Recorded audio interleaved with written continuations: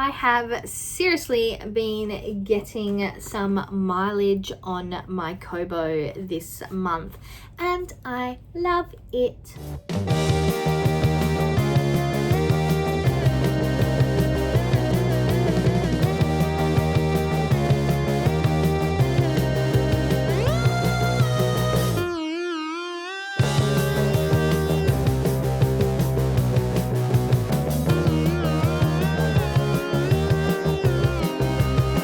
Welcome back to my channel, and today I'm bringing you my February reading wrap up.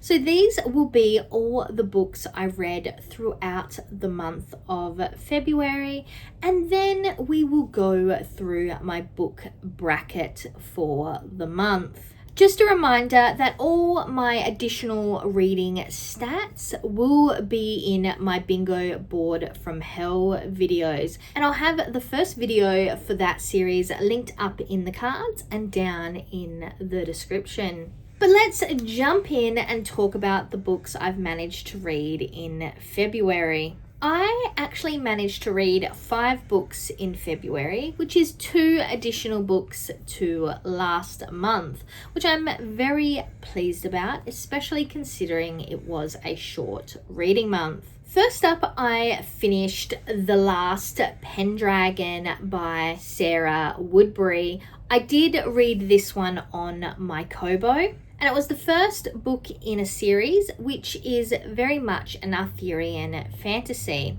This is definitely my kind of fantasy. If it's not romantasy, this is the type of book I would like to be reading. The characters were very engaging, and the subplots and the relationships has definitely got me itching for more. I really love the Arthurian elements and the adventure style. It very much currently has that Robin Hood, Man in Tights style vibe. There's the main male character, the main female character, who at this current point does have a bit more of a maiden in distress history, but also you can see how strong the character is. I will say this book did on some levels also confuse me. I was really caught up in the story and keen to see what happened next, but a large portion of it was that journey style story, which if you've been following along for a while, you'll know that I've actually been thinking that maybe that's not my jam. But once reading it in this kind of story, I'm actually wondering if I do enjoy the journey, just a certain type of journey. I'm not really sure, and I'm actually considering doing a challenge, a vlog style video where I read a lot of journey based stories and figure out for actual certain if this is not my thing, or if there is a context in which I like it. But if you're interested in seeing that, let me know down in the comments. Either way, like I said, I gave this one 4 stars, and I am very keen to continue with the series. This was actually a fantastic reading month. And in fact, I've had my first 5-star read of the year.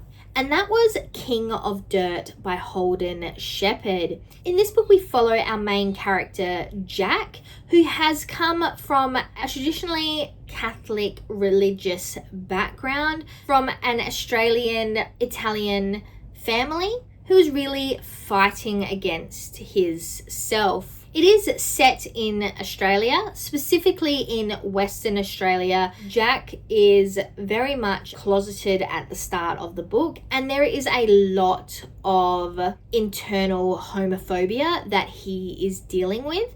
Jack definitely compensates with a lot of self-harming tendencies, and he has definitely had very suicidal thoughts. He really does hit in the feels, and considering this book is also set in the 2000s, It is very hard hitting that this is the type of thought process, environment, family dynamics that are still in existence, that these behaviors he experiences from external people in his life, in the world, are actually still happening in today's day and age. I wonder if another reason why I engaged so well with the story is because of the fact that it's set in Australia. And not only is it set in Australia, it's set in a location that I'm very familiar with, and the characterization. So Jack is in industry, he's an industry construction worker. That environment is also something I'm very familiar with. So the language, the attitudes, the real blokey bloke bogan style characterizations are all things that just tick box into what I am aware of and have experienced and seen in reality. It just screams outback country Aussie to me. And I always appreciate a book that not only hits on the Australian stereotypes that are funny and cute, but also the real kind of rough side of the Australian stereotype, especially the use of the phrase "see you next Tuesday." That is definitely used well within the story in a way that actually speaks to the reality of how that term, how that language is used within society and Australian culture. Not only did I love how real and raw the entire story was, but the ending, which had a real bittersweet element to it, just felt like a natural conclusion. We were left feeling hope for Jack and his future, but also aware of the fact that all the negativity wasn't just gone. This wasn't a fairy tale that ended with a happy ending and a marriage. And there are characters, there are people in your life that you are not going to change their thoughts, feelings otherwise. And you do just need to cut that toxicity out. But it's also not that easy. Life is not always as easy or as clear cut as we would hope. And I enjoy the fact that that is really touched on within the story. So like I said, I gave this 5 stars. I think that this is Holden Shepherd's first step into adult fiction. But I would definitely read from Holden Shepherd again and would highly recommend. I then read Royal Flush. This is by Laurie Ryan and is really that stereotypical romance that really was a palate cleanser after reading King of Dirt. It was cliche, but the characterizations were not silly. I didn't go through the book thinking, oh, this would never happen, and it was just for the romantic vibes. It did feel like a story like this could occur. So we are following our main character, Rowan, whose father and brother run a very high-level finance company. Her father is the CEO. She has made the choice to essentially skip out on her family business and try it out with the opposition because she wants to prove herself rather than seeming like she's only getting as far as she is because of the family where she comes from. So she ends up working for the opposition, and obviously, because it wouldn't be a drama if it wasn't this way, but the male main character, Gerald, he does not know of her lineage. But obviously they are attracted to each other from the start, and things do end up the way they should for a romance. But then it becomes clear that something is going on with the company and it could potentially be sabotage. Is it coming from an internal person who may or may not be related to the opposition? I can say it is a romance, which means that you can expect a happy ending. It is also the first book in a series that follows Gerald's billionaire friends and they venture into love. And yes, I will be planning to continue with this series. If I hadn't mentioned it already, I did actually give it 4 stars. Then I read Wolf of Ash by Amelia Shaw. I actually read this one as well as Royal Flush on my Good Charlotte weekend, which I do have a vlog for, which I'll have linked up in the cards and down in the description, as well as the link to the vlog playlist. But this is a fantasy, specifically a paranormal fantasy, and our main characters are within wolf packs. There are 2 rival wolf packs, and our main female character, her name is Talia. She is currently engaged to the son of her pack's alpha. But after there is a commotion, a war, a fight between the 2 rival packs, and her dad mucks up, she is left rejected with only 3 days to leave the state. And on the other hand, we have the son of the rival alpha, Galen, who is seeking revenge for the attack from Talia's pack. They were definitely left on a cliffhanger that I didn't really see coming. Partway through the book, I thought it was going one direction, and then there was some comments about different elements within the potential world, the paranormal elements within the world, but really pick up towards the end of the book, leaving us on the cliffhanger. It is the first book in a series, and I have a feeling that this series is going to follow Talia and Galen throughout. It's not one where you have different people set in the same environment each book. That is the impression I currently have. But that's okay, because I really enjoyed the development of the characters in this book alone, and I look forward to seeing how they continue to develop going forward.